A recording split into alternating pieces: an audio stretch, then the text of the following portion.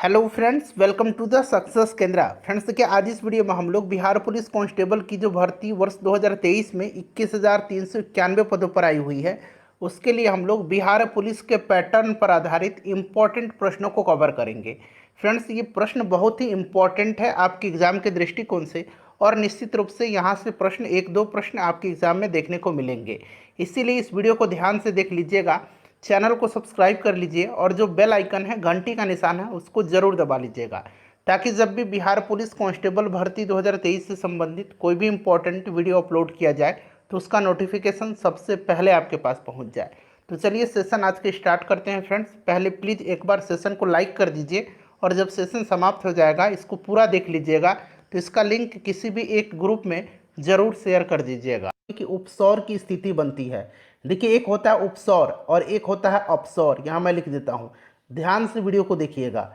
तो पहले उपसौर के बारे में जान लीजिए, जो प्रश्न में पूछा गया है। जब पृथ्वी सूर्य के अत्यधिक निकट होती है तो यह स्थिति उपसौर कहलाती है, और यह स्थिति बनती है 3 जनवरी के दिन। राइट आंसर इसका 3 जनवरी हो जाएगा। और अपसौर जो होता है यह 4 जुलाई के दिन होता है। अपसौर कब होता है? 4 जुलाई के दिन होता है, और इस दिन जो है पृथ्वी सूर्य से सर्वाधिक दूरी पर होती है, और सबसे नज़दीक जो होती है ये 3 जनवरी को, इसको उपसौर कहा जाता है, और सर्वाधिक दूरी पर होती है 4 जुलाई को, इसको अपसौर कहा जाता है। तो इन सभी पॉइंट्स को ध्यान रखेंगे। अगला प्रश्न कि प्रथम विश्व युद्ध का तात्कालिक कारण क्या था? तो देखिए, प्रथम विश्व युद्ध का जो तात्कालिक कारण था, यह ऑस्ट्रिया के राजकुमार, ऑस्ट्रेलिया नहीं, ऑस्ट्रिया, ऑस्ट्रिया के राजकुमार फर्डिनेंड की बोस्निया की राजधानी सेरेज़ो में हत्या, और 28 जुलाई 1914 को, 28 जुलाई, यहाँ मैं लिखता हूँ 28 जुलाई 1914 को ऑस्ट्रिया द्वारा सर्बिया पर आक्रमण किए जाने के साथ ही प्रथम विश्व युद्ध की शुरुआत हुई थी। तो फर्डिनेंड की सेरेज़ो में हत्या याद रखेंगे, ठीक है। चलिए, उसके बाद नेक्स्ट क्वेश्चन कर लेंगे। अगला प्रश्न है हमारा कि पुष्प के किस भाग से केसर उत्पन्न होता है? सारे के सारे महत्वपूर्ण प्रश्न हैं, आप देख सकते हैं। और प्रीवियस ईयर का मैंने एक सीरीज ऑलरेडी चला रखा है, सारे प्रीवियस ईयर के प्रश्न को मैंने कवर कराया हुआ है। अगर आपने उन वीडियोस को नहीं देखा है तो देख लीजिएगा, लिंक डिस्क्रिप्शन में मिल जाएगा। पुष्प के किस भाग से केसर उत्पन्न होता है? तो ये वर्तिकाग्र से या वर्तिका, option number B right answer हो जाएगा।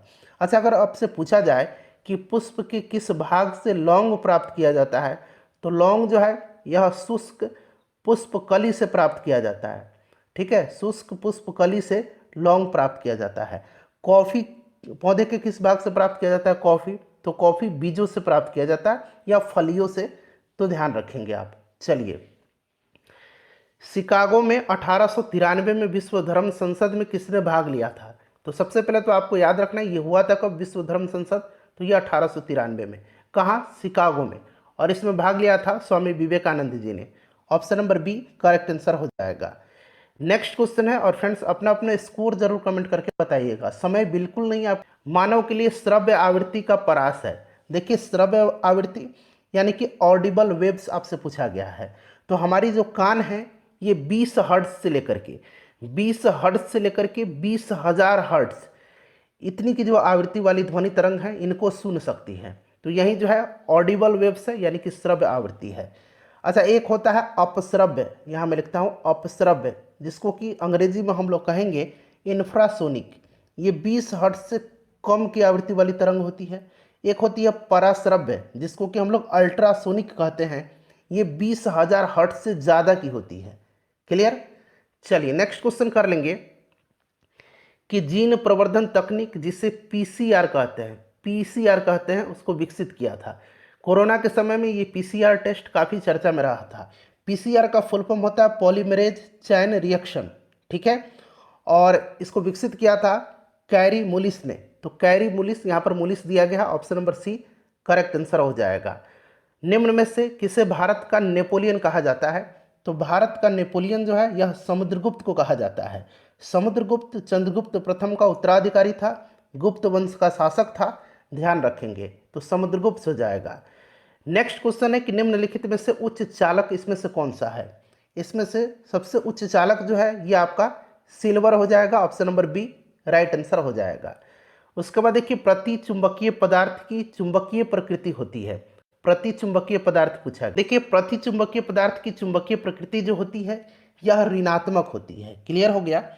और अनुचुंबकीय और लौह चुंबकीय पदार्थ की जो चुंबकीय प्रकृति होती है यह धनात्मक होती है, ठीक है। प्रतिचुंबकीय पूछेगा तो ऋणात्मक, वहीं अगर अनुचुंबकीय, यहाँ मैं लिखने का प्रयास करता हूँ, अनुचुंबकीय, अनुचुंबकीय और लौह चुंबकीय की चुंबकीय प्रकृति धनात्मक होती है, ठीक है। चलिए, वंशागति का क्रोमोसोमवाद का सिद्धांत किसने प्रस्तुत किया था, बताइएगा। राइट आंसर इसका क्या हो जाएगा। तो फ्रेंड्स यह किया था वाल्टर सटन और थियोडर बोमेरी ने। तो यहाँ देखिए सटन और बोमेरी दिया गया है, याद रखेंगे, ठीक है।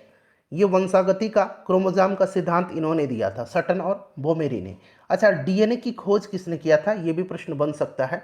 तो डीएनए की खोज किया था फ्रेडरिक मिस्चर ने, ठीक है। डीएनए की द्विकुंडली संरचना का निर्धारण किसने किया था, तो द्विकुंडली संरचना का निर्धारण जो है वाटसन और क्रिक ने किया था। इन सभी पॉइंट्स को ध्यान रखना है आपको। देखिए संयुक्त राष्ट्र संघ कब अस्तित्व में आया था, संयुक्त राष्ट्र संघ 24 अक्टूबर 1945 को, ठीक है। इसका हेडक्वार्टर कहाँ पर है, तो न्यूयॉर्क में है, ध्यान रखेंगे। और 24 अक्टूबर के दिन जो है प्रत्येक वर्ष संयुक्त राष्ट्र दिवस मनाया जाता है, इसको भी आप जरूर ध्यान रखिएगा।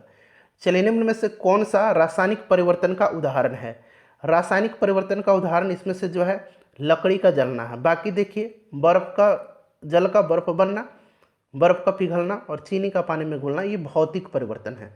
रासायनिक परिवर्तन लकड़ी का जलना हो जाएगा। मधुमक्खी पालन का वैज्ञानिक नाम क्या है, मधुमक्खी पालन को हम लोग क्या कहते हैं, तो इसको एपी कल्चर कहा जाता है। सेरीकल्चर, सेरीकल्चर रेशम कीट पालन कहलाता है। वर्मी कल्चर जो केचुआ पालन है उसको वर्मी कल्चर कहा जाता है। और बागवानी हॉर्टिकल्चर कहलाता है। चलिए अगला प्रश्न है कि ऊपरी वायुमंडल की ऊपरी परत निम्न में से किसके कारण कम हो रही है, तो ये कम जो हो रही है ये किसके कारण से हो रही है, ऊपरी वायुमंडल की ऊपरी परत, तो यह सीएफसी के कारण हो रही है।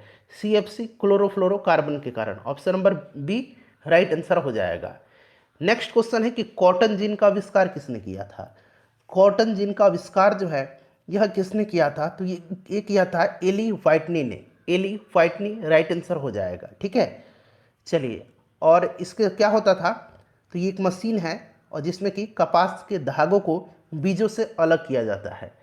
नेक्स्ट क्वेश्चन है कि निम्नलिखित में से कौन सा युग्म जो है सही सुमेलित यहाँ पर नहीं है, तो यहाँ पर देखेंगे एक तरफ घास का मैदान और दूसरी तरफ महाद्वीप दिया गया है। तो प्रेयरी उत्तरी अमेरिका, पंपास दक्षिणी अमेरिका, ठीक है। और पंपास जो है ये ब्राज़ील में है। स्टेपीज जो है, पंपास जो है ब्राज़ील में नहीं, पंपास जो है ये अर्जेंटीना में है। कंपास ब्राज़ील में है, ठीक है, कंपास ब्राज़ील में है, पंपास अर्जेंटीना में। दक्षिण अमेरिका सही है। स्टेपीज यह यूरोप और एशिया दोनों में आता है, तो ये भी सही दिया गया है। वेल्ड जो है ये ऑस्ट्रेलिया में नहीं है। वेल्ड जो है ये कहाँ पर है, तो दक्षिण अफ्रीका में है, वेल्ड घास का मैदान, तो यही सुमेलित नहीं है। निम्न में से किस धातु का जड़त्व अधिकतम होता है, तो इसमें से किसका जड़त्व अधिकतम होगा, जो सबसे ज़्यादा हेवी है, सबसे ज़्यादा जिसका भार है, मतलब जो वजन है वही होगा। तो एक रेलगाड़ी इसका राइट आंसर हो जाएगा, द्रव्यमान सबसे ज़्यादा है। चलो उसके बाद देखिएगा कि भारतीय संविधान में प्रस्तावना को किस संविधान से लिया गया है। तो देखिए यहाँ दो तरह से प्रश्न बनता है, एक पूछा जाता है कि प्रस्तावना कहाँ से लिया गया है, और एक है प्रस्तावना की भाषा कहाँ से लिया गया, दोनों अलग अलग जगह से लिया गया। प्रस्तावना को लिया गया है यूएसए से, और प्रस्तावना की जो भाषा है इसको ऑस्ट्रेलिया से लिया गया है। कहाँ से, तो ऑस्ट्रेलिया से लिया गया है। इन सभी पॉइंट्स को ध्यान रखेंगे। चलिए उसके बाद आपातकाल जर्मनी से लिया गया है, संविधान संशोधन दक्षिण अफ्रीका से लिया गया है। अगला प्रश्न है कि 2011 के जनगणना के अनुसार बिहार की कुल जनसंख्या कितनी है। बिहार की कुल जनसंख्या 2011 की जनगणना के अनुसार 10,40,99,452। ये आपको एग्जैक्ट याद रखना है। बिहार का अगर क्षेत्रफल पूछा जाएगा तो 94,163 वर्ग किलोमीटर, इसको भी आप जबान पर याद रखेंगे। चलिए अगला प्रश्न है कि 1857 की क्रांति के समय भारत का गवर्नर कौन था, तो उस समय गवर्नर जो था ये लॉर्ड कैनिंग था। सिंपल सा क्वेश्चन है, ये आखिरी गवर्नर जनरल और पहला वायसराय है, इसको भी आप ध्यान रखेंगे। चलिए उसके बाद देखिएगा कि किस भारतीय योजना का उद्देश्य तीव्र, अधिक समावेशी और सतत वृद्धि था। यह किस पंचवर्षीय योजना का जो है यह उद्देश्य था? तो यह जो आखिरी पंचवर्षीय योजना थी, 12वीं पंचवर्षीय योजना, जिसका कि कार्यकाल 2012 से 2017 तक रहा था, इसी की यह उद्देश्य थी। ऑप्शन नंबर सी हो जाएगा। ठीक है, faster, sustainable and more inclusive growth, ये जो था 12वीं पंचवर्षीय योजना का उद्देश्य था। ठीक है, यह देश की अंतिम पंचवर्षीय योजना थी, याद रखना है। योजना आयोग की जगह पर जो है नीति आयोग को लाया गया है। चलिए नेक्स्ट क्वेश्चन है हमारा कि वह द्वीप जिस पर चार्ल्स डार्विन ने फिंचीज पर जैव विकास के संदर्भ में अध्ययन किया था, उस द्वीप का नाम आपसे पूछा गया है जहां पर चार्ल्स डार्विन ने फिंचीज पर जैव विकास के संदर्भ में अध्ययन किया था। तो ये है गैलापागोस द्वीप। ठीक है, याद रखेंगे। अच्छा, डार्विन की एक पुस्तक है, कौन सी पुस्तक? तो उसका नाम याद रखेंगे, द ओरिजिन ऑफ स्पीसीज। ठीक है, चलिए उसके बाद देखिएगा कि बोमेन संपुट जो है यह किस तंत्र का भाग है? यहाँ पर तंत्र पूछा गया, तो ये जो है वृक्क इसी का एक भाग है, और वृक्क जो है यह उत्सर्जन तंत्र है। तो उत्सर्जन तंत्र बोमेन संपुट जो है यह उत्सर्जन तंत्र का हिस्सा है। अगला प्रश्न है कि निम्नलिखित क्षेत्रों में से किसमें बुशमैन पाए जाते हैं? बुशमैन जो पाए जाते हैं ये पाए जाते हैं कहाँ पर? तो ये दक्षिण अफ्रीका का कालाहारी मरुस्थल, वहाँ पर बुशमैन निवास करते हैं। अच्छा, एक पूछा जाता है पिग्मी जनजाति कहाँ पाए जाते हैं? पिग्मी जनजाति जो है ये कांगो बेसिन में पाए जाते हैं। कहाँ पर? कांगो बेसिन में पाए जाते हैं। इसको भी आप ध्यान रखिएगा। चलिए अगला प्रश्न है हमारा कि वास्तविक वस्तु का वास्तविक प्रतिबिंब निम्न में से कौन बना सकता है? तो फ्रेंड्स यह बना सकता है कौन सा? अवतल दर्पण। ठीक है, अवतल दर्पण। नेक्स्ट क्वेश्चन है हमारा कि कांच बनाने में उपयोग आने वाला मुख्य घटक कौन सा है? कांच बनाने में उपयोग में आने वाला जो मुख्य घटक है यह सिलिका है। कौन सा है? सिलिका है। उसके बाद देखिए न्यायमूर्ति पुंछी आयोग किससे संबंधित है? न्यायमूर्ति पुंछी आयोग किससे संबंधित है? तो 2007 में केंद्र राज्य संबंधों की समीक्षा करने एवं सुझाव देने के लिए केंद्र सरकार ने सर्वोच्च न्यायालय के सेवानिवृत्त मुख्य न्यायाधीश मदन मोहन पुंछी की अध्यक्षता में इस आयोग का गठन किया था। तो केंद्र राज्य संबंध हो जाएगा। अगला प्रश्न है कि नागरिकता संबंधी उपबंध संविधान के किस भाग में है? तो देखिए ये जो है भाग 2 में है, अनुच्छेद 5 से लेकर के अनुच्छेद 11 तक में। भाग 3 में मौलिक अधिकार है, भाग 4 में क्या है? नीति निदेशक है, और 1 में संघ और उसका राज्य क्षेत्र है। उसके बाद देखिएगा कि निम्नलिखित में से कौन सा पादप मलेरिया रोग की दवा का स्रोत है? तो मलेरिया रोग की दवा का स्रोत पूछा गया है। तो फ्रेंड्स यह जो होगा आपका सिनकोना हो जाएगा। सिनकोना पेड़ की छाल से जो है यह दवा बनती है जिसका नाम कुनैन है। क्या है? कुनैन या क्यूनोन, जो भी कहिए, क्यूनिन कहिए या कुनैन कहिए। ठीक है, सिनकोना पेड़ की छाल से यह बनती है। प्रसिद्ध भारत छोड़ो प्रस्ताव कब पारित हुआ? अब यहाँ पर जरा ध्यान से सुनिएगा।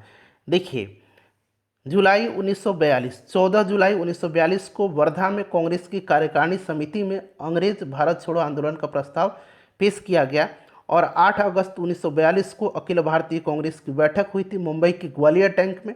वहाँ पर जो है भारत छोड़ो आंदोलन के प्रस्ताव को मंजूरी मिल गई थी। तो 8 अगस्त 1942 स्टार्ट हुआ था, 9 अगस्त 1942 को भारत छोड़ो आंदोलन। इसी दरमियान महात्मा गांधी जी ने करो या मरो का नारा दिया था। इन सभी पॉइंट्स को ध्यान रखेंगे। विश्व खुशहाली दिवस कब मनाया जाता है? विश्व खुशहाली दिवस, वर्ल्ड हैप्पीनेस डे जो है यह कब मनाया जाता है? तो फ्रेंड्स यह कब मनाया जाता है बताइए। राइट आंसर इसका क्या हो जाएगा? 20 मार्च के दिन। दक्षिण अमेरिका की सबसे लंबी नदी कौन सी है? दक्षिण अमेरिका पूछा गया है, तो दक्षिण अमेरिका की सबसे लंबी नदी जो है ये अमेजन है। ठीक है, अगर आपसे अफ्रीका महाद्वीप की सबसे लंबी नदी पूछी जाए, नील नदी, और विश्व की सबसे लंबी नदी भी नील नदी ही है। एशिया महाद्वीप की सबसे लंबी नदी तो यह यांगची नदी है। ठीक है, यांगची नदी, इसको याद रखेंगे। चलो उसके बाद देखिएगा कि विश्व प्रसिद्ध लानोस घास का जो मैदान है यह निम्नलिखित महाद्वीपों में से किस में स्थित है? लानोस जो है यह कोलंबिया और वेनेजुएला में आता है, यानी कि दक्षिणी अमेरिका महादेश में है। ठीक है, चलो उसके बाद देखिए निम्नलिखित में से किसको दुग्ध शर्करा कहते हैं? दुग्ध शर्करा जो है यह किसको कहा जाता है? तो फ्रेंड्स यह कहा जाता है लैक्टोज को। ठीक है, लैक्टोज को दुग्ध शर्करा कहा जाता है।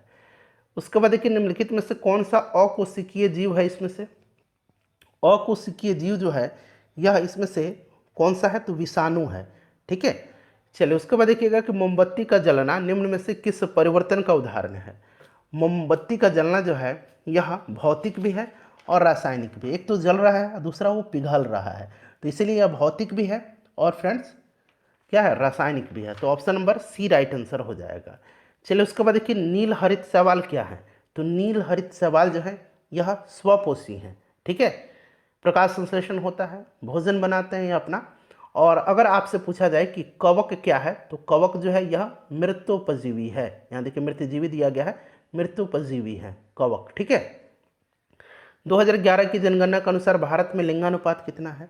भारत में लिंगानुपात पूछा गया है, बताइए कितना होगा। तो 2011 की जनगणना के अनुसार भारत में जो लिंगानुपात है वह कितना है, बताइए। करेक्ट आंसर अगर आपको पता है तो आप कमेंट करते चलिए, 943 हो जाएगा। अच्छा, अभी आपको याद रखना है कि राष्ट्रीय पारिवारिक स्वास्थ्य सर्वेक्षण 5 की रिपोर्ट के अनुसार, राष्ट्रीय पारिवारिक स्वास्थ्य सर्वेक्षण 5 की रिपोर्ट के अनुसार बिहार का लिंगानुपात जो हो गया है ये 1090 हो गया है। ये इंपॉर्टेंट है, प्रश्न बन सकता है, ठीक है। चलिए अगला प्रश्न है कि भारत में रथ मंदिरों के निर्माता कौन थे। तो देखिए रथ मंदिर का निर्माण जो है किसने करवाया था। तो रथ मंदिर का निर्माण जो है यह पल्लव शासकों ने करवाया था, पल्लव हो जाएगा, ठीक है। नरसिंह वर्मन प्रथम ने कांचीपुरम में रथ मंदिर का निर्माण करवाया था, ठीक है। चलिए नेक्स्ट क्वेश्चन हमारा कि इंटरनेशनल नर्स डे कब मनाया जाता है। तो इंटरनेशनल नर्स डे जो है यह 12 मई के दिन मनाया जाता है। अगला प्रश्न है हमारा कि मंत्रिपरिषद लोकसभा के प्रति सामूहिक रूप से उत्तरदायी होगी, यह किस अनुच्छेद में वर्णित है, इसका वर्णन कहाँ पर है। तो आपको ये तो याद रखना है कि मंत्रिपरिषद किसके प्रति उत्तरदायी होती है, सामूहिक रूप से लोकसभा के प्रति उत्तरदायी होती है, और यह अनुच्छेद 75(3) में है। किस विटामिन का रासायनिक नाम साइनोकोबालामिन है। तो यह विटामिन B12 है, इसमें कोबाल्ट पाया जाता है, इसको भी ध्यान रखेंगे। विटामिन ए का रासायनिक नाम रेटिनॉल, विटामिन बी का बेरीबेरी, विटामिन डी का बताइए कैल्सिफेरॉल। चलिए राज्य चुनाव आयुक्त को हटाया जा सकता है, पूरा देखिए राज्य चुनाव आयुक्त को हटाया जा सकता है, बताइए राइट आंसर। तो देखिए राज्य चुनाव आयुक्त को किस प्रकार से हटाया जा सकता है यह आपसे पूछा गया है, करेक्ट आंसर आपको बताना है, बताइए करेक्ट आंसर इसका क्या हो जाएगा। तो देखिए उच्च न्यायालय के न्यायाधीश को हटाने की प्रक्रिया के समान, तो ऑप्शन नंबर इसका डी जो होगा सही आंसर हो जाएगा, ठीक है। चलिए आगे बढ़ें। चलिए नेक्स्ट क्वेश्चन कर लेते हैं अब हम लोग। अगला प्रश्न है हमारा कि कोशिकीय सिद्धांत की अवधारणा प्रस्तुत करने वाले वैज्ञानिक कौन है। कोशिका सिद्धांत जो है ये किसने दिया था। सबसे पहले कोशिका की खोज किसने किया था, तो रॉबर्ट हुक ने किया था। कोशिका सिद्धांत दिया था स्लाइडेन और स्वान ने। कोशिका सिद्धांत किसने दिया था भाई, तो स्लाइडेन और स्वान ने दिया था कोशिका सिद्धांत, इसको आप जरूर ध्यान रखेंगे, ठीक है। चलिए आगे बढ़ते हैं, नेक्स्ट क्वेश्चन कर लेंगे अब हम लोग। अगला प्रश्न है कि यूरोप के किस प्रथम वैज्ञानिक ने खोजा कि पृथ्वी सूर्य का चक्कर लगाती है। पृथ्वी सूर्य का चक्कर लगाती है, बताइए। तो फ्रेंड्स यह कॉपरनिकस ने बताया था, कॉपरनिकस ने बताया था, तो कॉपरनिकस राइट आंसर हो जाएगा।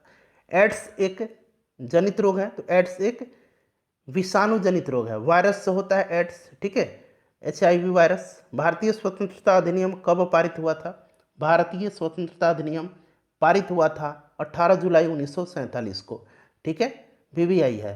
चलिए उसके बाद नेक्स्ट क्वेश्चन है कि निम्नलिखित में से कौन सा विद्युत का कुचालक है। सिंपल सा है, इसमें से प्लास्टिक विद्युत का कुचालक हो जाएगा, बाकी सारे सुचालक हैं। इंग्लैंड में किस वर्ष ग्लोरियस रिवॉल्यूशन, हिंदी में इसको गौरवशाली क्रांति कहेंगे, यह कब हुई थी। तो इंग्लैंड में ग्लोरियस रिवॉल्यूशन 1688 में हुआ था, ठीक है, 1688 ईस्वी में, ध्यान रखना आपको। कोशिका भित्ति किसकी कोशिका में अनुपस्थित होता है। इंपॉर्टेंट क्वेश्चन है, अच्छा क्वेश्चन है, बताइए राइट आंसर इसका क्या हो जाएगा। तो देखिए फ्रेंड्स कोशिका भित्ति जो होती है यह पूछा गया है कि किसमें अनुपस्थित होता है। तो देखिए कोशिका भित्ति जो है इसमें से आपका जंतु कोशिका में नहीं होती है, किसमें, जंतु कोशिका में नहीं होती है। बाकी देखिए पादप सेलुलोज से बना होता है इसकी कोशिका भित्ति, कवक की काइटिन की बनी होती है, ठीक है। जंतु कोशिका में जो है कोशिका भित्ति नहीं पाई जाती है। चलिए भारत के प्रथम उप प्रधानमंत्री कौन थे, यह आपसे पूछा गया है, करेक्ट आंसर क्या होगा इसका। बताइए, भारत के प्रथम उप प्रधानमंत्री जो थे ये सरदार वल्लभ भाई पटेल थे। कौन थे? सरदार वल्लभ भाई पटेल थे। तो option number C right answer हो जाएगा। चलिए उसके बाद नेक्स्ट क्वेश्चन है कि वर्गीकरण की द्विनाम पद्धति की अवधारणा किसने दिया था? तो फ्रेंड्स देखिए, ये दिया था कैरोलस लिनियस ने। द्विनाम पद्धति की अवधारणा कैरोलस लिनियस ने दिया था। लिनियस राइट आंसर हो जाएगा। इनको जो है वर्गीकी का पिता कहा जाता है। इनको वर्गीकी का पिता कहा जाता है। भारत के उत्तरी पश्चिमी भाग में शीतकालीन वर्षा मुख्य रूप से किस कारण से होती है? तो फ्रेंड्स, यह जो वर्षा होती है यह होती है पश्चिमी विक्षोभ के कारण। किसके कारण? पश्चिमी विक्षोभ के कारण। अगला प्रश्न है कि फूलों का संवर्धन के विज्ञान को क्या कहते हैं? फूलों का संवर्धन फ्लोरिकल्चर कहलाता है। ठीक है। पोमोलॉजी फलों का अध्ययन कहलाता है। फलों के अध्ययन को पोमोलॉजी कहते हैं, ध्यान रखना आपको। निम्न में से कौन सा अप्रत्यक्ष कर नहीं है? अप्रत्यक्ष कर नहीं पूछा गया है, तो यहाँ पर देखिएगा निगम कर जो है यह अप्रत्यक्ष कर नहीं है, निगम कर एक प्रत्यक्ष कर है। ठीक है।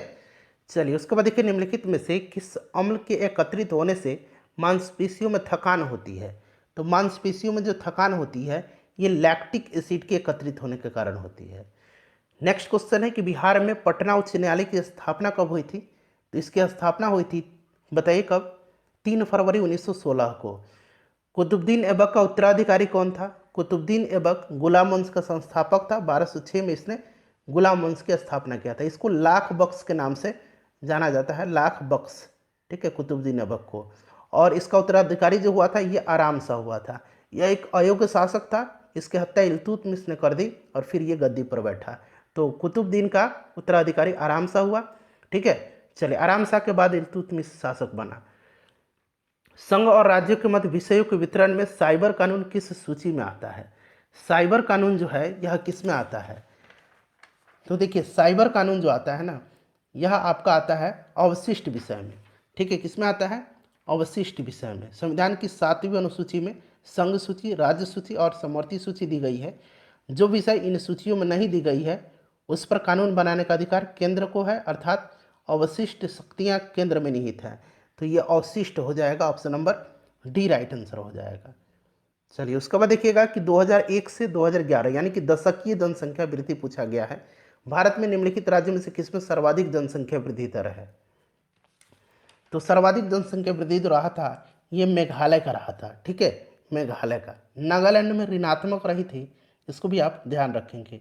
नागालैंड में ऋणात्मक जनसंख्या वृद्धि दर रही थी।